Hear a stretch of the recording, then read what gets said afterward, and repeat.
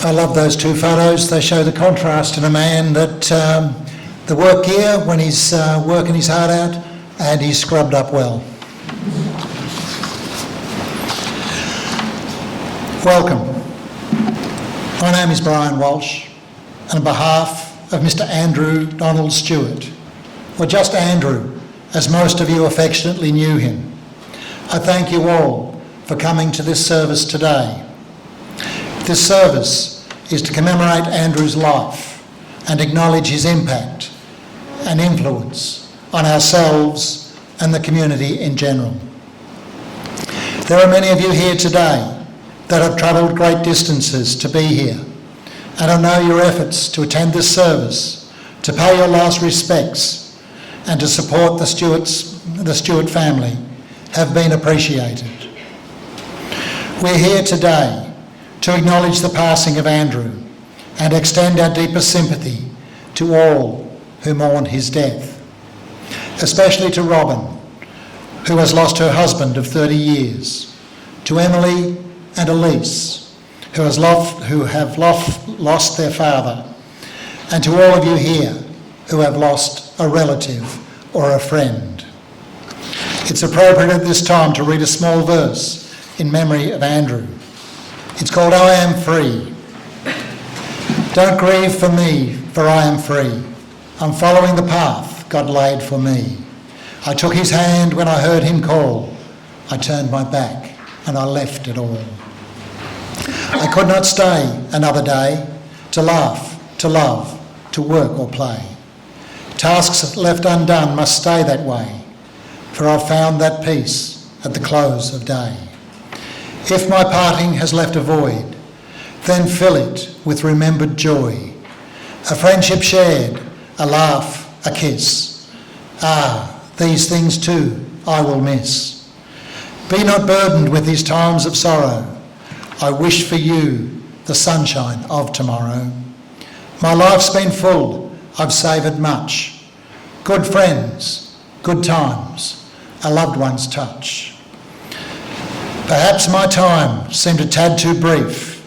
Don't lengthen it now with undue grief. Lift up your hearts and share with me. God wanted me now, he set me free. The short verse I've just read, particularly the last lines, reminds us that Andrew will always be with us. Andrew and his beloved wife Robin enjoyed over 30 years together. That amount of time is filled with an astonishing amount of memories. And as the verse says, my life's been full, I've savoured much. Good friends, good times, a loved one's touch. It's easy to forget at times, but family and friends are the most important thing in the world. In this context, family could mean your mother, your father, your siblings, your spouse, your grandparents, your aunts, your uncles, your cousins. But for some, it's simply those whom we share unconditional love. Some of those special people in Andrew's life are the team from NCN Health who are here in force today, who worked with Andrew. Robin has asked me to convey a special thank you to all the team at NCN Health for the love, care and support they have shown. The same goes for the Mitre 10 crew.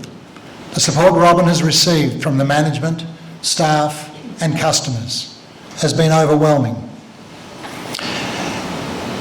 With family and friends beside and behind you, life can be wonderful. For 63 years, Andrew lived and loved the same as every one of us here. He enjoyed the love and affection of his family and friends, the respect of his work college. He grew up, spread his wings, moved out of home, learned a trade, started a family of his own, and took an active interest in the lives of his children and his grandchildren. But just because life can be wonderful does not mean that it's fair. It's not fair that Andrew is not here with us today. It's not fair that Robin, Emily and Elise must now navigate through life without him. It's not fair that his grandchildren will grow up without him, and his friends and extended family won't get to see him anymore. But all of us knew Andrew. Some of you knew him for a short time, some of you knew him for a long time. But all of you learned something from him. Whether the lesson that Andrew taught you was as simple as tying a shoelace as a child, or maybe he taught you how to drive a car, or hammer a nail in straight, or just to be grateful for the simple pleasures in life, like having a beer in the shed when the workday is done. Or maybe his life and his premature death will teach us all to love and embrace the family and friends that surround us each and every day. The lessons that we learn from Andrew's life make him a teacher, albeit a reluctant one. For teachers play an important role in our lives. All the people in one way or another, for better or worse, are affected by the teachers in their lives. Some of these mentors are parents. Some are in our school systems. Some are brothers or sisters. Some are classmates, but they impact on our lives from the cradle to the grave. But there is one teacher we do not like to listen to, but this teacher raises our awareness of one of life's most important realities. This teacher is called death. The death of a loved one is a teachable moment. First, it reminds us of the reality of death. Everyone is going to die. More than one person is dying every second, or worldwide, more than 35 million every year. Some people refuse to think about it. Some are dismissive about it. Others live in fear of it. But death comes down every highway, across every sky. It does not matter whether you're a saint or a sinner, whether you're rich or poor. All of us eventually will experience death, and therefore in the end, at least, we're all equal. Death teaches us values, or what's important in life.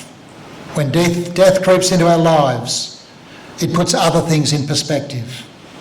Does it really matter who wins a football game, or if our partner gets home an hour later than expected? Does it really matter whether we drive the latest model of car or the old banger that just gets us there? Does it really matter if our shirt is ironed or we wear odd socks to the supermarket? All of these things are insignificant when compared to the death of a loved one.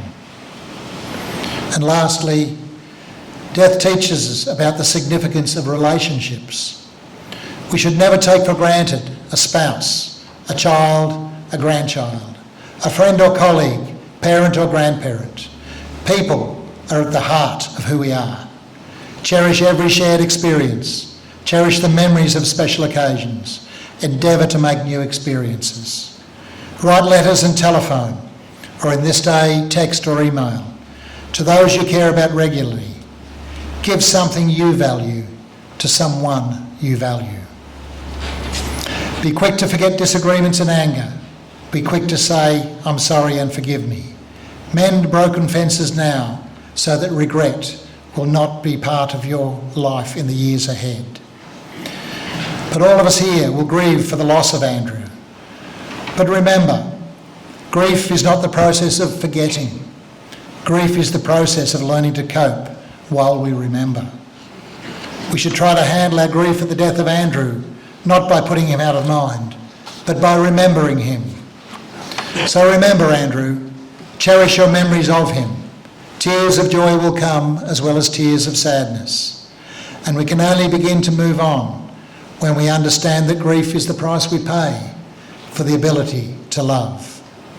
The memories of Andrew you have as a relative or a friend will always be there, and there would be no sorrow in your hearts today if yesterday you had not known the pleasure of Andrew's presence in your life.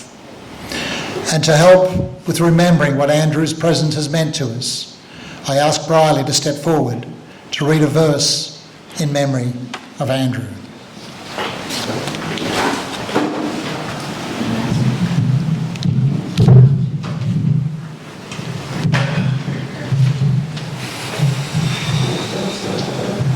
do it. I don't think I could say anything that would truly convey how amazing and strong our Pop was, but I do know that we wouldn't be the people we are today without him. Pop showed us what true love was, the way he loved Nan, his best friend, and also the way he loved us unconditionally. We'll forever hold you in our hearts and memories. Nothing could ever make us forget our Goonlooker's smile. Although you sleep in heaven now, you're not that far away. My heart is full of memories and you're with me every day. You lived your life with meaning and a smile on your face. A world that was full of happiness is now an empty place. People say that only time will heal a broken heart, but just like me and you, Pop, it has been torn apart. I know you're at peace now and in a place where you are free. Meet me at the pearly gates when heaven calls for me. Life won't be the same without you until we meet again, our beautiful angel. And a message from Ari, one of his grandchildren. Happy Father's Day, Popsy, up there in the sky of diamonds. I hope you're having the best time, partying as much as you want. Thank you for all the good times. Your family down here miss you, and I still don't know what we're going to do without you. Love, Ari. That's it.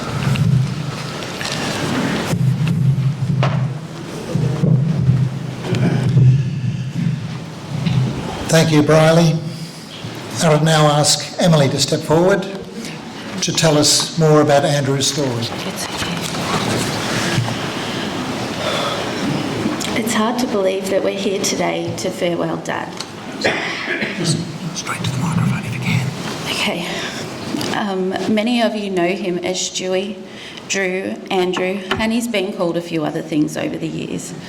But the most meaningful titles are husband, dad, Pop, father-in-law, brother, family, and friends. For those who don't know Dad was born here in For those who didn't know, Dad was born here in Cobram on the 23rd of February 1960 to Don and Betty, younger brother. Thanks, Don. Younger brother to Joy and Rodney, and later becoming an older brother to Raymond. The family of 5 grew up just out of town in Yarrawee. Apparently Dad was always a straight shooter. Auntie Joy remembers Dad letting the cat out of the bag when a neighbour dressed up as Father Christmas. And as shy as Dad's always been, he yelled, "That's not Santa, it's one of the Heppels." Nothing gets past Dad. When Dad was 18, he decided it was time to move out. So he packed up and off he went, and 2 days later, Dad came home with his wet and dirty footy gear and told Nan, "I'm never leaving my mum again." Dad loved his footy as a young bloke, starting out in the fourths and playing through to seniors with Yarrawee Football Club, then heading over to Barooga Footy Club, where he also made some lifelong friendships and became a valued member of another community. Uncle Ray remembers his time with Dad spent always laughing and joking about something, as brothers do, sometimes arguing, but more vividly he remembers Dad's workmanship and the pride he would take in his work. But he also remembers his generosity. Uncle Rod and Dad built Ray and Lisa's first home and asked for nothing more than a couple of schooners at the end of each day. You can sit. Okay. Auntie Joy also remembers Dad as being a very giving man who has done so much for her. Dad insisted on doing a kitchen renovation for her, and of course he did it all his way, and of course it turned out great. Dad was always there to give advice, whether wanted or not, and she fondly remembers him bringing Alana and Boyd on holidays away with us and them staying through the school holidays. But Auntie Joy's most treasured memory of Dad was his devotion to Nana, especially when she was in care. Dad's love and devotion to Nana was above and beyond. In Dad's own words, he loved marriage so much he did it twice. The first being to our mum, Melissa. The two of them were married for about 8 years, having Elise and I. Dad was always the first to tell me he didn't want kids, but once he became a father, it was one of the best things he ever did. Not the easiest, but he gave it a good crack, and like everything else he tried, he was pretty bloody good at it too. There's certain smells that take you back to your childhood, and for me, it's the smell of freshly mowed lawns on dusk. It reminds me of a summer night out the back with Dad having a cold one after putting in an arvo in the yard. The smell of sawdust brings me back to the many work sites that Elise and I spent Saturday mornings and school holidays on as Dad built one of the many houses in the area. It was always the simplest things that make the most precious memories. I don't know about Elise, but God, I was glad when Robin came into the picture, or should I say her food came into the picture. Dad wasn't the most renowned cook, which was a surprise to him. Apparently fish soup and fried tomatoes are a signature dish somewhere, but I can certainly tell you it wasn't the case when Dad cooked it. It's no secret that I have given Dad a run for his money. At 19, I took my boyfriend to meet my dad. We arranged to meet for lunch at the Grapevine, one of Dad's favourite watering holes in Bendigo. Elise and Dad lived over there for around 5 years. Jace was nervous. I had just told Dad I was pregnant with his first grandchild. Jace and I walked up to Dad and he looked Jace dead in the eyes and said, "What happened, mate?" Jason's response, "She didn't let go of my butt cheeks." Dad lost it. He threw his head back and laughed his ass off, patted Jace on the back and welcomed him to the family. 3 kids later and Jace and I are still giving Dad a hard time. So in keeping with the theme, Elise decided the best way for Dad to get to know her pregnant girlfriend was to take her to Dad's for the weekend. Dad was in the shower when they arrived, and just as they sat down to have a cuppa, Dad walks out in his jocks to let him know he'd be right out, only to come back and introduce himself in a pair of Robin's 3/4 jeans. Mim must have passed initiation because they've also now married with 2 children. Now, we always said Dad was open-minded. Between Elise and I, we didn't really give him much choice, and he always tried to take it in his stride. Elise decided that she was taking Dad and Robin out for a night in Melbourne. This wasn't anything out of the ordinary. The lot of us had spent one night arm wrestling on the floor of the Melbourne casino after a few too many. On this occasion, though, Elise decided to take them to Peel. And for those who don't know what Peel is, it's the gayest nightclub in Melbourne. In true form, Dad and Rob were up for a good one. However, once they got into the club, Dad took a look around and quickly found a spot against the wall where he stayed for the rest of the night.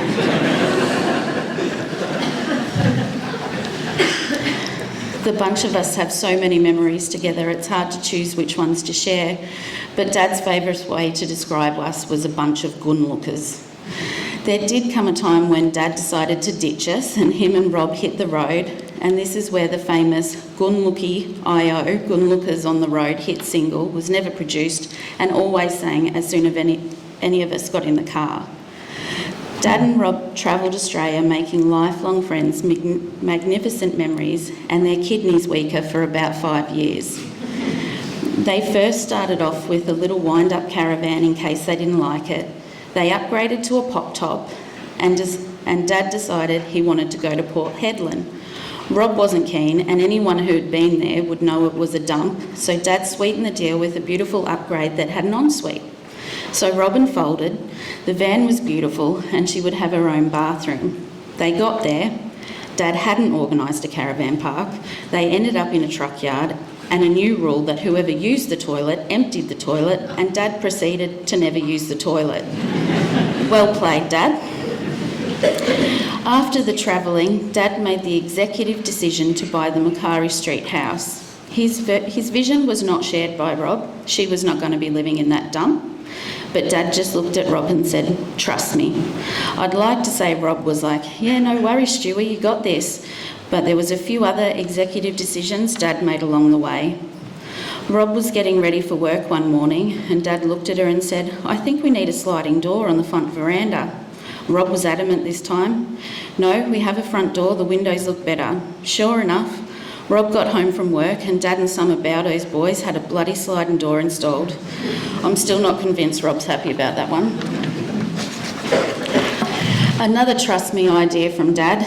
Dad's best mate Kim's dog had pups, and of course Dad decided he had to have one. Once again, Robin put her foot down and said, "No way, we are not getting a dog," and she meant it too. The dog's name is Sam, gets to be inside, gets to eat on the couch, which was one thing we could never do, and now she has her own bed in Dad and Rob's room and is also referred to us as our sister. And Dad, you'll love this one, guess who slept in the bed last night? As much as Dad loved to play footy, as he got older, he was never passionate about watching the AFL and never a die-hard supporter. But after 30 years of marriage, Dad finally jumped on the Carlton bandwagon, and as much as Rob was stoked to have a Stewie cheer squad, she knows that it's only because Dad only goes for who's winning. Come fourth quarter, he may jump teams. Always the winner, hey Dad? We could go on for hours with so many memories and stories that have us in stitches. But you're all a Dad's friends, so I'm guessing you want to get out of here and get to the bar. Dad, we love you more than you will ever know. We will miss you every second of every day, and we will forever be proud of the amazing man you were. I would say rest in peace, Dad, but it's just not your style. So keep them on their toes, Dad, until we meet again.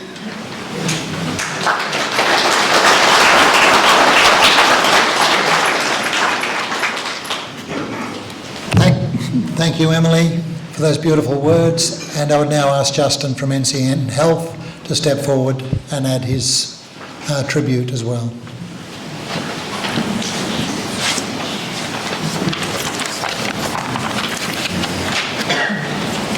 Yes, I'm Justin Sullivan, and I'd firstly like to thank Robin and Elise and Emily for the privilege of sharing a little of Andrew's work life with you. The loss of our dear work colleague Andrew has been deeply felt across NCN Health, and I've reflected on why Andrew meant so much to all of us. And there are two key reasons. The first is that Andrew worked in the maintenance team, and there is no other team which has contact with the whole workplace.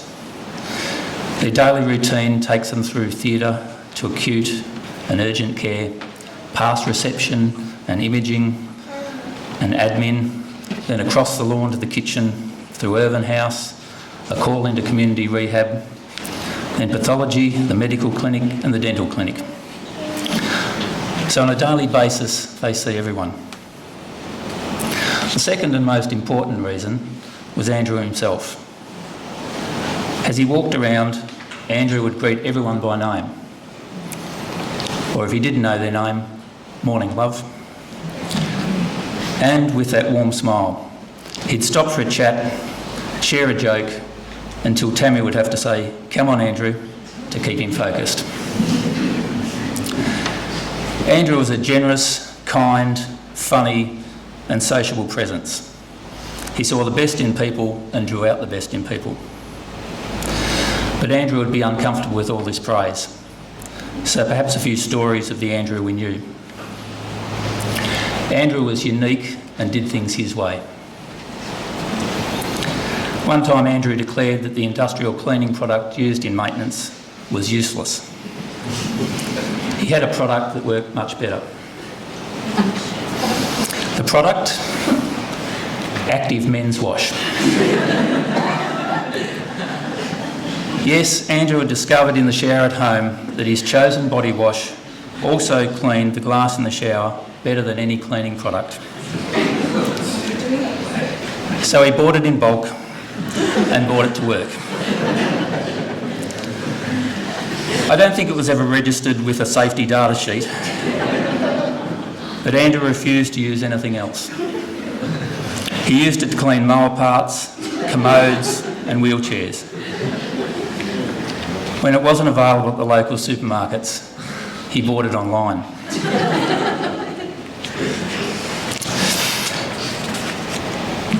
Tammy, Ben, Bronte and myself were in the maintenance workshop last Friday and reminiscing about Andrew and we got out the bottle. Active Men's Wash. We opened the bottle to smell it and realised why it was so good. It smelt like a powerful combination of WD-40 and teenage boy.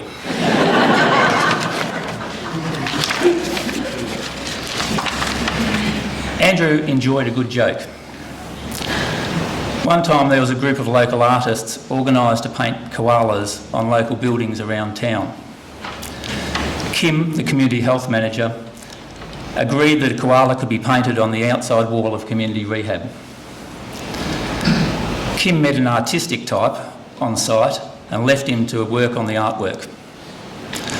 Not long after, Andrew burst into Kim's office and said, "There's some hippie bloke out there graffitiing the wall."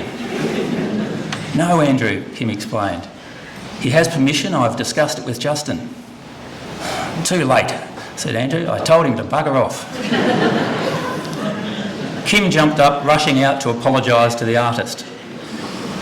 She was halfway down the corridor when Andrew called out, "Only joking."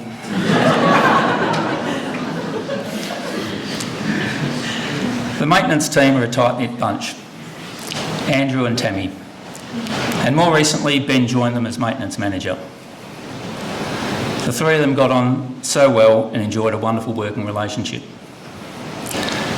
Andrew called Tammy his work wife. Her very tough job was keeping Andrew in line. "Andrew, you can't say that.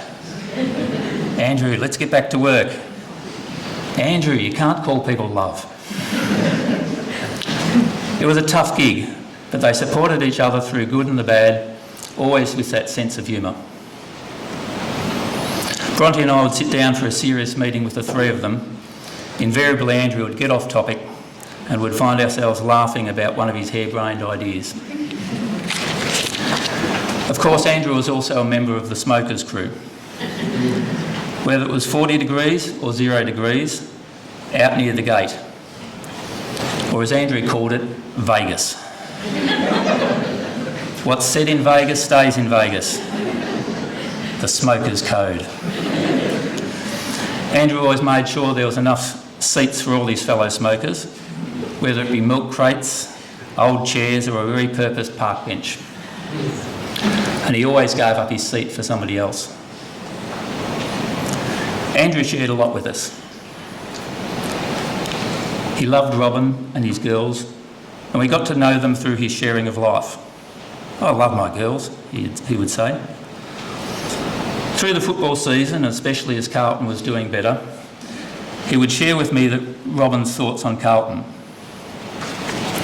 That was Andrew. He shared his family life with us and took an interest in our own lives.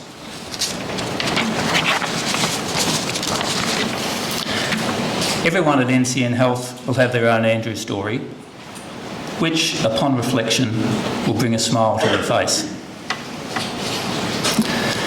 Andrew was a meticulous tradesman. When he repaired something, he did it right.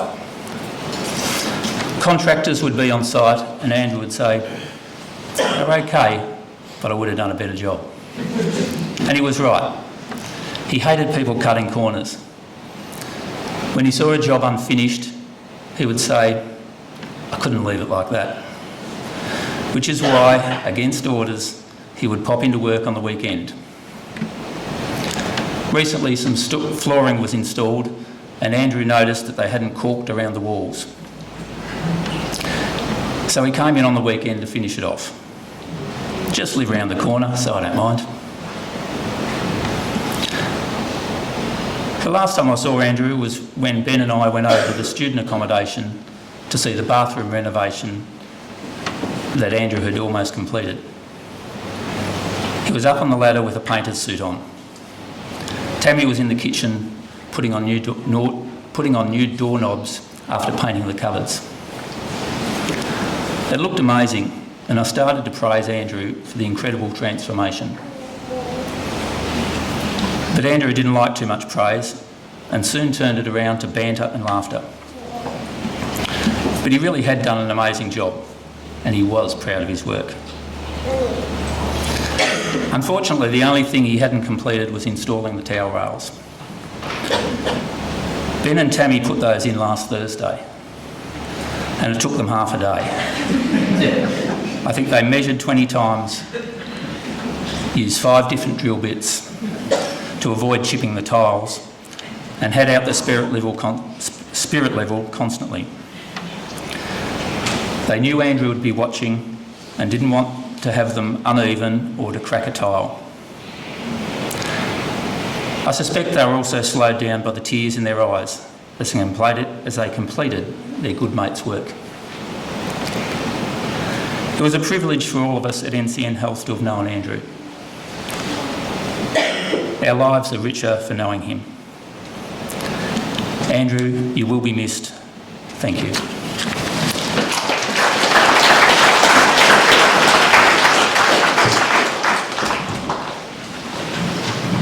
Thank you, Justin, for those beautiful words. And now, after hearing about Andrew's life, we're going to watch some of the pictures of his life.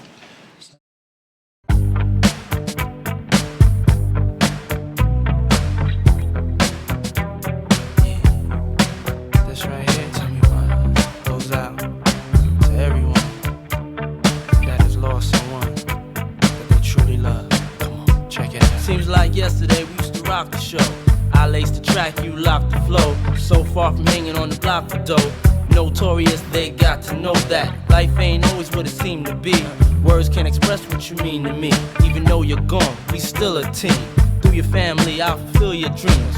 In the future, can't wait to see if you open up the gates for me. Reminisce sometime, the night they took my friend. Try to black it out, but it plays again. When it's real, feeling's hard to conceal. Can't imagine all the pain I feel. Give anything to hear half your breath. I know you're still living your life after death.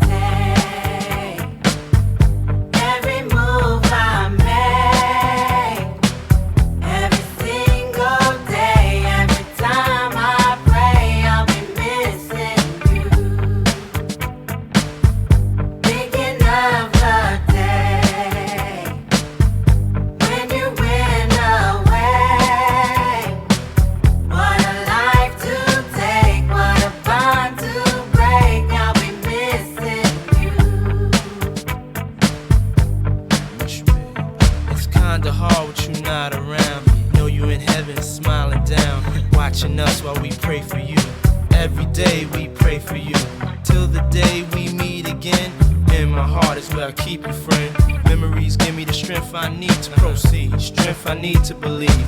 My thoughts big, I just can't define. Wish I could turn back the hands of time. Us in the 6, shop for new clothes and kicks. You and me taking flicks, making hits, stages they receive you on. Still can't believe you're gone. Give anything to hear half your breath. I know you're still living your life after death.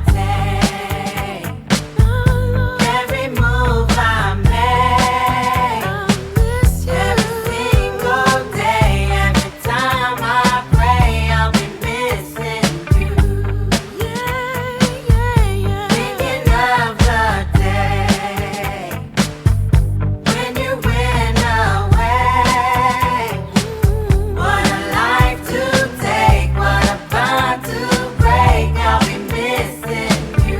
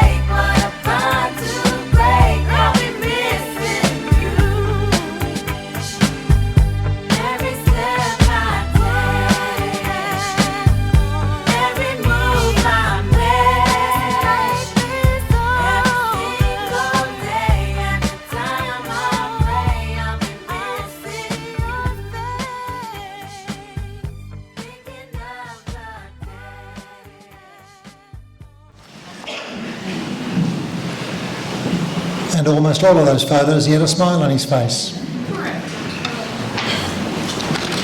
As we've heard and as we've seen, Andrew had achieved the important things in life. He has enjoyed the love and devotion of his family. He has had the love of his wife Robin for 30 years. He has watched his children grow up and joyfully welcomed his grandchildren. He has earned the respect of his work colleagues and the deep affection of his friends. In short, Andrew has lived a contented and productive life, a life that he has willingly shared with all of us here. And we must remember, we're here today not because Andrew has died, but because he has lived. And during his time on earth, he shared his life with us. And although his life has ended, it's been filled with love, laughter and adventure. But it is now time to take our leave of Andrew, whom we'll always remember with great warmth and appreciation. We return to our daily lives, resolved to follow his example of courage and sharing, to live our lives more fully with the same integrity and purpose, cheerfulness and love. But before we do that, I would ask you to take a few moments to quietly contemplate Andrew and the impact he had on each and every one of us as we listen to the hymn, Amazing Grace.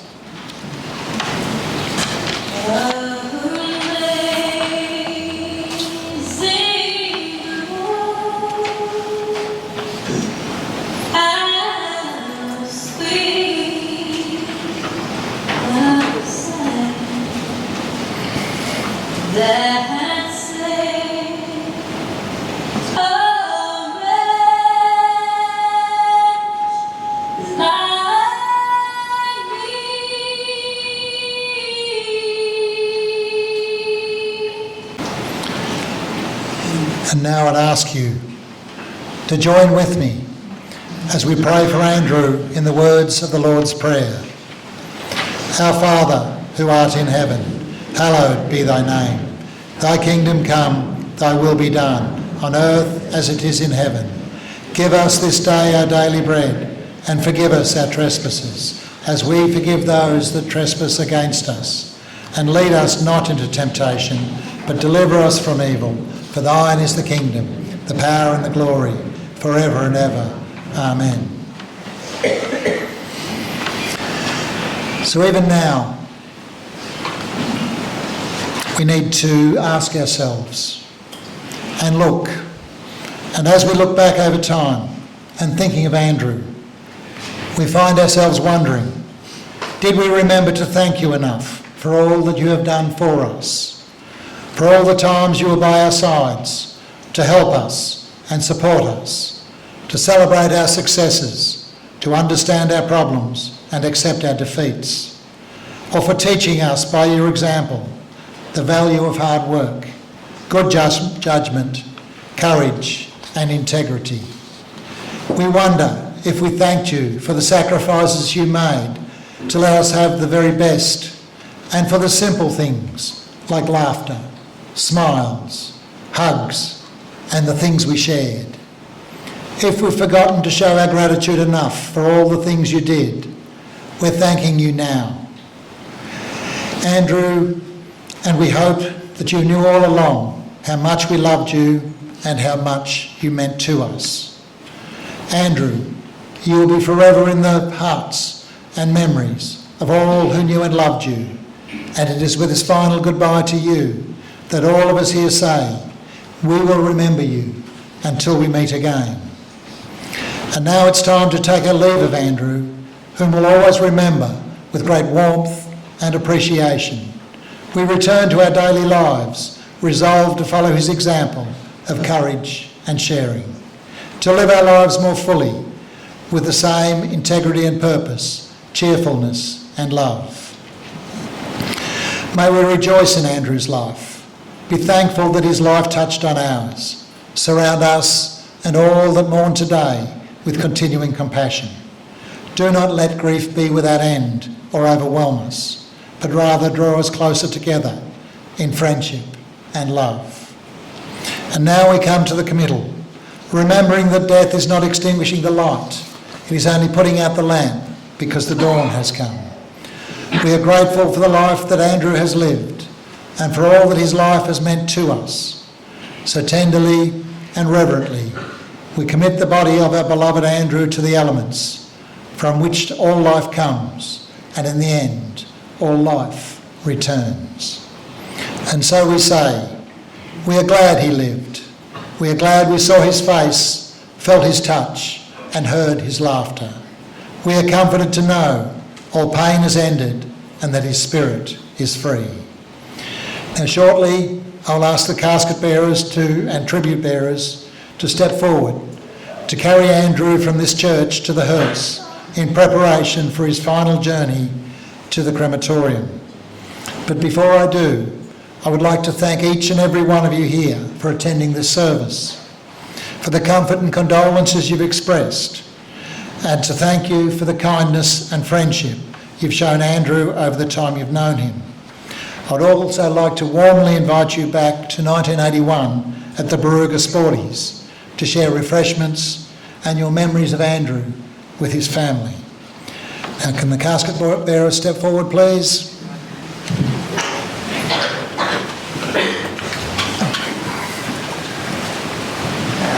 Who's carrying flowers in front of her?